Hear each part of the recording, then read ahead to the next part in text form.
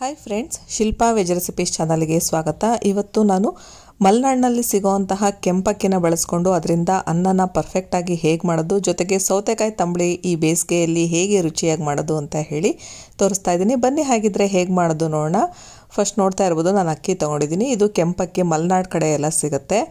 ತೀರ್ಥಹಳ್ಳಿ, ಸಾಗರ, ಶಿವಮೊಗ್ಗ ಇಂಥ ಕಡೆ ಎಲ್ಲ ಸಿಗುತ್ತೆ. ಇದು ನೀವು ಬೇಕು ಅನ್ನೋದಾದರೆ ಬೆಂಗಳೂರಿನಲ್ಲಿ ಮಲೆನಾಡು ಸ್ಟೋರ್ಸ್ಗಳಂತ ಸಿಗುತ್ತೆ, ಅಂಥ ಕಡೆ ನೀವು ತಗೊಳ್ಬೋದು. ಈ ಅಕ್ಕಿನ ಪಾಲಿಷ್ ಮಾಡಿರೋದಿಲ್ಲ, ಹಾಗಾಗಿ ಇದರಲ್ಲಿ ಫೈಬರ್ ಕಂಟೆಂಟ್ಸ್ ಏನಿರುತ್ತೋ ಅದು ಹಾಗೆ ಉಳಿದಿರುತ್ತೆ. ಹಾಗಾಗಿ ಸಕ್ಕರೆ ಕಾಯಿಲೆಯಿಂದ ಬಳಲ್ತಾ ಇರೋರು ಮತ್ತು ತೂಕ ಇಳಿಸ್ಬೇಕು ಅನ್ನೋರು ಕೂಡ ಇದನ್ನು ಬಳಸ್ಬೋದು. ಈಗ ನೀರು ಹಾಕಿ ಇದನ್ನು ತೊಳಿತಾ ಇದ್ದೀನಿ. ತೊಳೆಯೋದಕ್ಕೂ ಮುಂಚೆ ನೋಡಿ, ಈ ಥರ ಅಕ್ಕಿನ ಸ್ವಲ್ಪ ಉಜ್ಜಿ ತೊಳಿಬೇಕಾಗತ್ತೆ.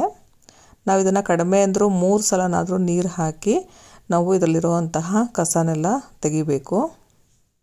ಈಗ ಒಂದು ಸಲ ಆಗಿದೆ. ನೆಕ್ಸ್ಟ್ ಇನ್ನೊಂದು ಸಲ ನಾನು ನೀರು ಹಾಕಿ ಇದೇ ಥರ ಸ್ವಲ್ಪ ಉಜ್ಜಿ ತೊಳಿತಾ ಇದ್ದೀನಿ. ಕೆಂಪಕ್ಕಿ ಅನ್ನ ತುಂಬ ರುಚಿಯಾಗೂ ಕೂಡ ಇರುತ್ತೆ. ನಾವು ಮಾಮೂಲಿ ಏನು ರೆಗ್ಯುಲರ್ ಆಗಿ ವೈಟ್ ರೈಸ್ ಯೂಸ್ ಮಾಡ್ತೀವಲ್ಲ, ಅದನ್ನು ಬಳಸಿ ನಾವು ಊಟ ಮಾಡಿದ್ರೆ ನಮಗೆ ಬೇಗ ಹಶ್ವಾಗುತ್ತೆ. ಬಟ್ ಈ ಕೆಂಪಕ್ಕಿ ಅನ್ನೋದಿಂದ ಹಶ್ವ ಆಗಲ್ಲ, ಯಾಕಂದರೆ ಫೈಬರ್ ಕಂಟೆಂಟ್ಸ್ ಹಾಗೆ ಇರುತ್ತಲ್ಲ. ಹಾಗಾಗಿ ಈಗ 3ನೇ ಸಲ ನಾನು ನೀರು ಹಾಕಿ ಇದನ್ನು ತೊಳಿತಾ ಇದ್ದೀನಿ. ಕೆಲವರಿಗೆ ಅನ್ನ ಮಾಡೋ ಮೆಥಡ್ ಗೊತ್ತಿರಲ್ಲ ಕೆಂಪಕ್ಕಿದು, ಸೊ ಹಾಗಾಗಿ ನಾನು ಇದನ್ನು ತೋರಿಸ್ತಾ ಇದ್ದೀನಿ. 3 ಸಲ ನೀರು ಹಾಕಿ ಈ ರೀತಿ ನೀಟಾಗಿ ಉಜ್ಕೊಂಡು ವಾಶ್ ಮಾಡ್ಕೊಳ್ಬೇಕು. ಈ ಏನು ನಾವು ತೊಳೆದಿರ್ತೀವಲ್ಲ ನೀರನ್ನು, ಇದನ್ನು ಪಾಟ್ಗಳಿಗೆ ಅಥವಾ ಅದರ ಗಿಡಗಳಿಗೆ ಹಾಕೋದಕ್ಕೆ ಬಳಸ್ಕೊಳ್ಬಹುದು. ನಾನು ರೆಗ್ಯುಲರ್ ಆಗಿ ಪಾಟ್ಗಳಿಗೆ ಹಾಕೋದಕ್ಕೆ ಅಂತ ಹೇಳಿ ಈ ರೀತಿ ನೀರನ್ನ ತೆಗೆದಿಟ್ಕೊಳ್ತೀನಿ.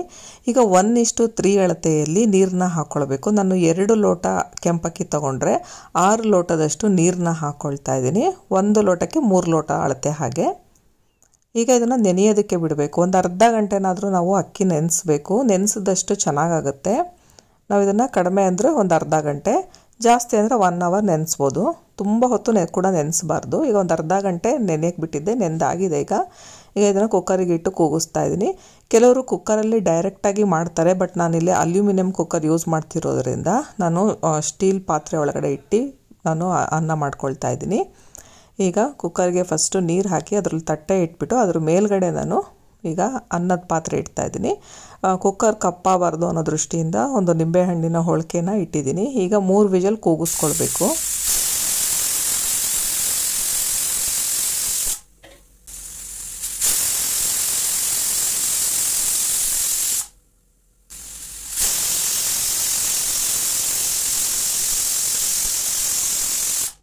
ಈಗ 3 ವಿಜಲ್ ಆಯಿತು, ಆಫ್ ಮಾಡಿದ್ದೀನಿ. ಕಂಪ್ಲೀಟ್ ಪ್ರೆಷರ್ ಇಳಿದ ಮೇಲೆ ನಾನು ತೆಗಿತಾ ಇದ್ದೀನಿ. ನೋಡ್ತಾ ಇರ್ಬೋದು ಎಷ್ಟು ಪರ್ಫೆಕ್ಟ್ ಆಗಿರೋವಂತಹ ಅನ್ನ ರೆಡಿಯಾಗಿದೆ ಅಂತ. ಈ ಥರ ಅಕ್ಕಿನ ನೆನೆಸ್ಬಿಟ್ಟು 3 ಸಲ ತೊಳೆದ್ಬಿಟ್ಟು ಮಾಡೋದ್ರಿಂದ ಅನ್ನ ಎಷ್ಟೊತ್ತಾದರೂ ಕೂಡ ಅಷ್ಟೇ ಚೆನ್ನಾಗಿ ಇರುತ್ತೆ, ಫ್ರೆಶ್ ಆಗಿ ಇರುತ್ತೆ. ಕೆಲವರು ಅನ್ನ ಗಟ್ಟಿ ಆಗಿಬಿಡುತ್ತೆ ಸ್ವಲ್ಪ ಹೊತ್ತು ಬಿಟ್ಟರೆ ಅಂತಾರೆ, ಬಟ್ ನಾವು ಈ ರೀತಿ ನೆನೆಸಿ ಮಾಡೋದ್ರಿಂದ ಅನ್ನ ಆ ಥರ ಗಟ್ಟಿ ಆಗೋದಿಲ್ಲ. ಈಗ ಕೆಂಪಕ್ಕಿ ಅನ್ನ ರೆಡಿಯಾಗಿದೆ. ನೆಕ್ಸ್ಟ್ ನಾನು ಸೌತೆಕಾಯಿ ತಂಬಳಿ ಮಾಡ್ತಾಯಿದ್ದೀನಿ. ಸೌತೆಕಾಯಿ ತಂಬಳಿ ಮಾಡೋದಕ್ಕೆ ನಾನಿಲ್ಲಿ ಮಾಮೂಲಿ ಸೌತೆಕಾಯಿ ಎಲ್ಲ ಸಿಗುತ್ತಲ್ಲ, ಮುಳ್ಳು ಸೌತೆಕಾಯಿ, ಆ ಥರ ಸೌತೆಕಾಯಿ ತೊಗೊಂಡಿದ್ದೀನಿ. ಫಸ್ಟು ಸೈಡ್ನ ಕಟ್ ಮಾಡಿಕೊಂಡು ಈ ರೀತಿ ನೋಡ್ತಾ ಇರ್ಬೋದು, ಈ ಥರ ಉಜ್ಜಬೇಕು. ಸೊ ಆವಾಗ ಅದರಲ್ಲಿರೋವಂತಹ ಕಹಿ ಏನಾದರೂ ಇದ್ದರೆ ಅದು ಎಳ್ಕೊಳುತ್ತೆ ಅಂತ. ಮತ್ತು ಲೋಳೆ ಥರ ಅನಿಸುತ್ತೆ ಸೌತೆಕಾಯಿ, ಅದು ಕೂಡ ಇದರಿಂದ ತೆಗಿಬೋದು. ನೆಕ್ಸ್ಟು ಮಧ್ಯ ಕಟ್ ಮಾಡ್ಕೊಳ್ತಾ ಇದ್ದೀನಿ. ಈಗ ಸೌತೆಕಾಯಿನ ಈ ಥರ ಕೊಚ್ಕೊಳ್ಬೇಕು.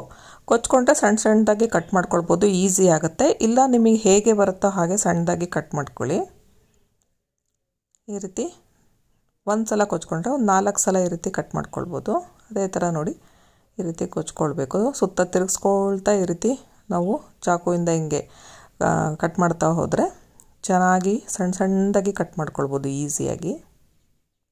ಸೌತೆಕಾಯಿ ತಂಬಳಿ ಅಂತೂ ತುಂಬಾ ರುಚಿಯಾಗಿರುತ್ತೆ. ಈ ಬೇಸಿಗೆ ಆಗಿರೋದ್ರಿಂದ ಸೌತೆಕಾಯಿ ತಂಬಳಿ ತಂಪು ಅನಿಸುತ್ತೆ.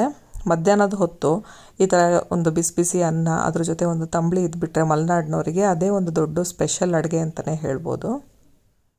ಮಲೆನಾಡು ಸೈಡೆಲ್ಲ ಸಾಮಾನ್ಯವಾಗಿ ಬೇಸಿಗೆಯಲ್ಲಿ ಮಧ್ಯಾಹ್ನದ ಟೈಮು ತಂಬಳಿ ಅನ್ನೋದು ಇದ್ದೇ ಇರುತ್ತೆ.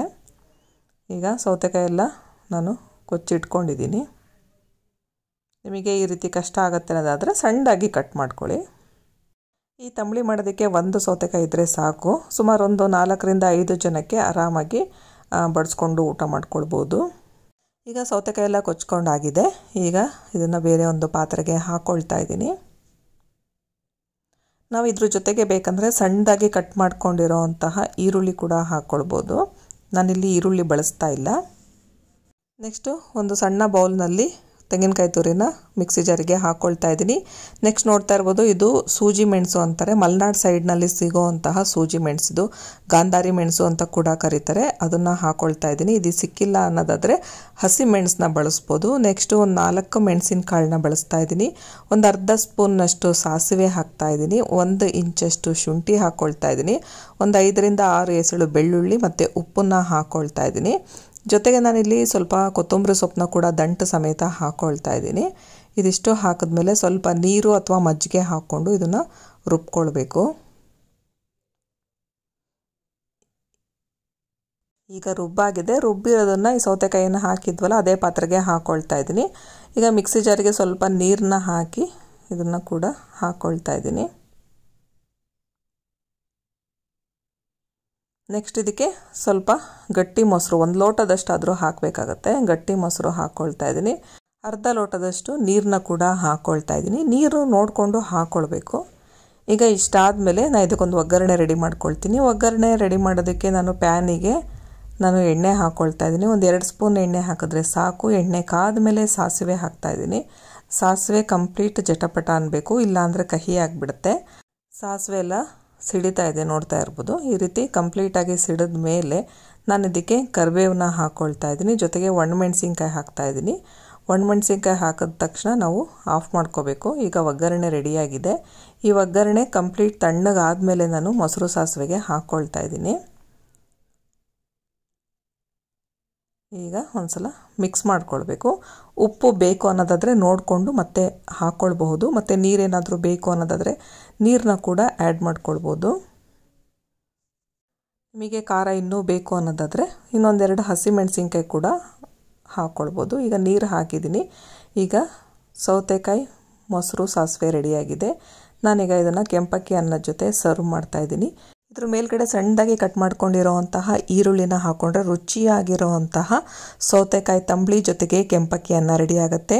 ನೀವೇನಾದರೂ ಮಲೆನಾಡು ಸೈಡ್ ಬಂದಾಗ ಈ ರೀತಿ ಕೆಂಪಕ್ಕಿನ ತೊಗೊಂಡು ಹೋಗಿ ಬೇಸಿಗೆಯಲ್ಲಿ ಈ ರೀತಿ ತಂಬಳಿ ಮಾಡ್ಕೊಳ್ಳಿ. ನಿಮಗೆಲ್ಲ ಈ ವಿಡಿಯೋ ಇಷ್ಟ ಆಯಿತು ಅಂದರೆ ಲೈಕ್ ಮಾಡಿ, ಶೇರ್ ಮಾಡಿ ಹಾಗೂ ಸಬ್ಸ್ಕ್ರೈಬ್ ಮಾಡಿ. Thank you friends.